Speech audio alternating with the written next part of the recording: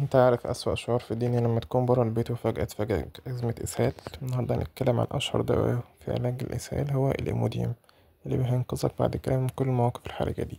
ايه هو الإيموديوم؟ الإيموديوم ده دواء يحتوي على مادة فعالة اسمها اللوبيراميد.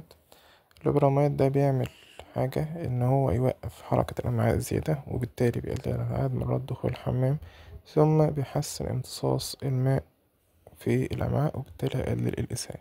ازاي بيشتغل؟ السر في إنه بيبطئ حركة الأمعاء وبيقلل إفراز السوائل، ثم مفعوله يبدأ بعد حوالي ساعة وبيكمل معاك من 4 ل6 ساعات. امتى نستخدمه؟ بينفع في الحالات إسهال مفاجئ، في إسهال المسافرين، وبعد كل أكل مش نضيف، لو حصلك إسهال أو خايف يجيلك إسهال، وفي الأوقات اللي مش هينفع تروح فيها الحمام.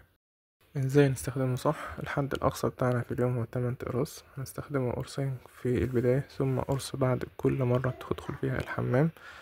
ولو في طفل ممنوع ياخده، لأن لو هو تحت 6 سنين. لو في إسهال دموي أو في سخونية شديدة مينفعش، أو لو في التهاب في القولون. لو عجبك الفيديو متنساش تعمل شير ولايك وسبسكرايب، وتقولنا عن دواء اللي تحب تعرف عنه معلومات المرة الجاية.